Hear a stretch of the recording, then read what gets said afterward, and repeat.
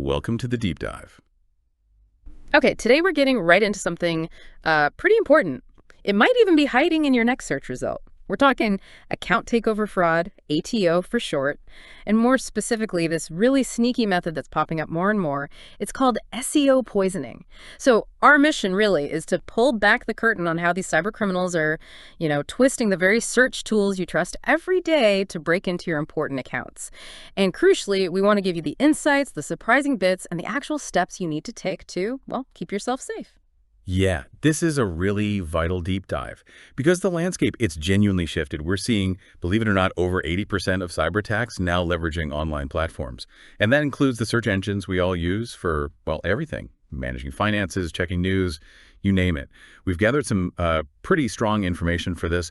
We're drawing from the Internet Crime Complaint Center, that's IC3, and also a very insightful article on SEO poisoning from HackRead. Okay, so account takeover fraud. I think most people have a general sense, that awful feeling of someone getting into your online stuff. But maybe for those less familiar with the, let's say, official definition, what does IC3 actually classify as ATO? Right. Well, at its core, ATO is exactly what it sounds like, criminals getting unauthorized access to your online accounts. And it's not just, your social media profile getting briefly messed with. We're talking high-value targets. Your bank account, your company Yeah. payroll system, health savings accounts, even retirement funds, the end goal. It's almost always money. Sometimes it's direct theft, yeah. Other times it's rerouting your paycheck. Mhm. Or, and this is pretty scary, using your stolen personally identifiable information, your PII, to set up whole new financial things in your name. Loans, credit cards. It's not just about your money now, it's about your whole financial identity. That is a really disturbing picture, especially the PII part. Oh, why? Okay, so how do they actually get in? Many of us know the usual suspects, right? That phishing email that looks almost right, or maybe a brute force attack guessing passwords. But what are some other ways IC3 is seeing? Maybe less obvious ways. You're right, the basics are pretty well known. But the key thing is how these methods keep evolving. So beyond just guessing weak passwords or, hoping you haven't set up multi-factor authentication, MFA IC3 points to several key tactics. Brute forcing is still definitely out there, just hammering away at logins, especially ones without MFA. Then you've got the classic phishing emails, those tricky messages designed to fool you into giving up your login info. Very similar are phishing domains or websites. These are fake sites that look scarily like the real deal. Social engineering is a big one too. That's where they manipulate you. They pretend to be your bank or tech support, someone you'd normally trust to get information. And of course, they get credentials from huge data breaches. That info often ends up for sale on the dark web. And finally, there's malware, malicious software on your computer or phone, just quietly legging everything you type, including passwords. Okay, so those are the ways in. But you mentioned something specific earlier, this SEO poisoning. You said it's surging. That sounds, well, pretty sneaky. How does that actually work? It works because it exploits something fundamental. Your trust in search engines like Google or Bing. SEO poisoning, basically. It's a malicious strategy. Criminals either game the search algorithms or they just buy ads to get their harmful websites listed really high up in the search results. They want their link to be one of the first things you see when you search for something common. Okay. And the way they do it is kind of simple, but really dangerous, right? So these criminals, they buy ads that pretend to be, say, your bank or some software company on Google, Yahoo, Bing, wherever. You search for my bank login or something, and bam, the top result, maybe an ad looks right, but the URL might be slightly misspelled, or maybe it redirects you somewhere else. Exactly, that's the trick. So you, the user, you click on that top result, maybe the ad, you think you're going to the real site, but nope. You land on a very sophisticated phishing page, looks identical. Logos, colors, layout, everything. So naturally you think, okay, this is my bank or this is my payroll site. You type in your username, your password, and boom, the criminals just grab it instantly. It's like a digital magic trick almost. Wow, and here's the part that really gets me. Because, we're always told, use multi-factor authentication, MFA, it's the key. But you're saying that even MFA, sometimes it's not enough to stop this specific type of attack. That's the really crucial and often missed point. MFA can be bypassed here, usually through clever social engineering. So for your personal bank account, right, the a fake website might have a chat box. They pretend to be support, ask for your phone number. Then they call you, still pretending to be the bank or tech support, and they talk you into giving them that one-time code, the OTP that just popped up on your phone. They create urgency, confusion, and for business accounts, ones that need two people to approve something, dual control, They use similar tricks. They might pressure the second person into going to the same fake website, or even worse, tell them to just use the first person's computer, where the session is already open on the fake site, to approve the transaction. They socially engineer their way around the control, and once they're in, the damage is fast. Transferring money, changing your direct deposit info for your paycheck or health savings, and like we said, using all that stolen PII to open new lines of credit, new accounts, it's bad. Yeah, it sounds really bad. And HackRead, the article you mentioned, it emphasizes that SEO poisoning isn't just about stealing logins, right? There are other risks too. Oh, definitely. It's not just one threat. Clicking those poison links can immediately lead to malware distribution. Think ransomware locking up all your files, Yeah. or spyware watching everything you do, or other nasty stuff getting installed. We saw back in early 2023 this thing called Bootloader malware. It was targeting super specific searches like implied employment agreement, really niche stuff just to get people onto infected sites. Then yeah, there are straightforward phishing scams, just tricking you into giving up credit card details or other sensitive data directly on the fake site. And for actual businesses, there's a real risk of reputation damage. Imagine if someone searches for your company and a scam site shows up right next to or even above your legitimate link. That's not good. It's kind of mind-boggling how specific they can get. You mentioned some real-world examples. Oh yeah, plenty. Think about fake antivirus software. People are looking for free protection, right? They search, click a top link, and end up on a site pretending to be, say, Avast or Bitdefender or Malwarebytes. They download the fake software and it actually encrypts their files and demands money, ransomware. Or during the holiday shopping rush.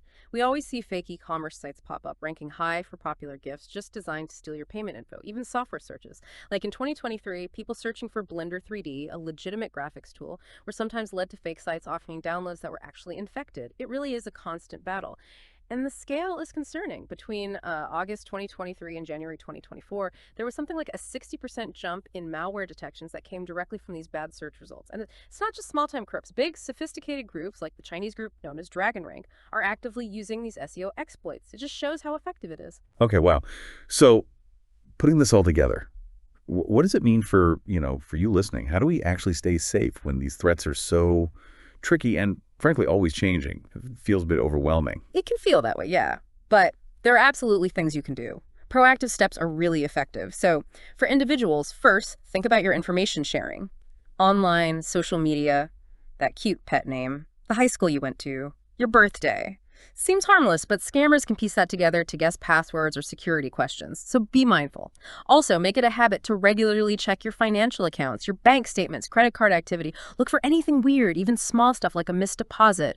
Catching things early is key, and the basics still matter hugely. Use unique, strong passwords for everything. Don't reuse them. And critically, turn on multi-factor authentication, MFA, wherever it's offered. Your bank, email, social media, everything. And once it's on, leave it on. Never disable it. Right. And maybe the single most important tip, specifically against this SEO poisoning thing we're talking about, instead of just Googling your bank's name and clicking the first link, especially if it's an ad, use bookmarks or favorites in your browser for your critical login websites.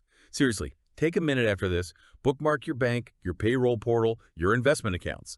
Go directly to the source you know is right. Because remember, if you accidentally land on a fake login page, even if you have MFA enabled on the real account, it won't help you on that fake page. They're tricking you, not breaking the MFA itself. Also, just general vigilance. Double-check email addresses. Hover over links to see the actual URL. Look closely at website addresses for tiny misspellings. Absolutely. And building on that, be extremely suspicious if someone claiming to be from your bank or another company calls you out of the blue. Don't trust the caller ID. That can be faked easily. If they call, just say, "Thanks, I'll call back," using the official number from your website. Hang up, find the real number yourself, and then call. Remember, legitimate companies almost never call you asking for your username, password, or that one-time code. That's a huge red flag. Always verify your sources. Check those URLs carefully, especially if it's about some hot trending topic scammers might exploit. Use good security tools. Reputable antivirus is important, and some browser extensions can also help warn you about dodgy sites. Kaspersky, for example, has published good research on this, and honestly, just staying informed. Knowing these kinds of threats exist is a big part of avoiding them. Understanding the latest tactics really helps. Yeah, that makes sense. And just a quick practical tip too. Remember official government websites in the US and in .gov. Secure websites start with HTTPS and usually show a little padlock icon in your browser bar. Small checks, but they help. Good points. And for businesses listening, the responsibility is also on you to protect your own websites and your brand online. You need to make sure your site isn't being exploited or impersonated. Working with trusted SEO experts can help here, not just to rank well legitimately, but also to spot things like fake links pointing to your site or unauthorized changes that criminals might try to make. Okay, so businesses need to be vigilant too. But what about the search engines themselves? Are Google and Bing just letting this happen? No, definitely not. They're in a constant battle against this stuff. They invest huge amounts of money and brain power into updating their algorithms to try and detect and downrank or remove these malicious sites. Right, and they use some pretty advanced defenses, don't they? Things like machine learning algorithms. They're constantly scanning web pages, looking for suspicious patterns, learning all the time. And safe browsing technology, like when Google puts up that big red warning page saying, this site might be harmful. That's part of it. Plus, domain reputation systems, basically systems that track whether a website address has been associated with bad activity before. Exactly. It's a technological arms race, truly. But the criminals are smart too. They keep finding new ways, like we mentioned, exploiting those really specific niche search terms. Remember the "Are Bengal cats legal in Australia" example? Who would suspect that search would lead to malware? It just highlights why everyone, users, businesses, search engines, needs to stay alert. It's kind of a team effort. Okay, so let's say the worst happens. You think, oh no, I might have clicked a bad link, or you see suspicious activity. You suspect an account takeover. What should you do immediately? Okay, deep breath. Speed is absolutely critical here. It can genuinely limit the damage. First step, contact your bank or whatever financial institution is involved immediately. Tell them what happened. Ask them to recall or reverse any unauthorized transactions. Also, request a hold harmless letter or a letter of indemnity. These documents can be important for your protection later. If it involved a wire transfer, report it to the bank and file a report with the Internet Crime Complaint Center, IC3, at www.ic3.gov. Second, reset your credentials, all of them that might have been exposed. Change passwords not just for the account that was hit, but any others where you might have used a similar password. Check service accounts, revoke access if needed. Third, file a detailed complaint with IC3 online at www.ic3.gov. Be thorough. Include all the details they ask for, especially bank info if relevant, and use keywords like account takeover or SEO poisoning in your description. That helps them categorize and analyze the threats. You can also check their website, ic3.gov, for alerts and PSAs to stay updated. Just one important thing to know about reporting to IC3. Filing a complaint doesn't guarantee an investigation. They decide based on the case. They also won't contact you directly about the status. And, of course, providing false information is against the law. So yeah, to kind of wrap this up, SEO poisoning is definitely a significant and growing threat. It's this really uncomfortable mix of cybersecurity and digital marketing gone wrong. It cleverly exploits that trust we place in search results, and it can lead to some serious consequences: malware, data theft, financial loss. That's right. And the defense really comes down to two main things, doesn't it? For businesses, it's about having secure SEO practices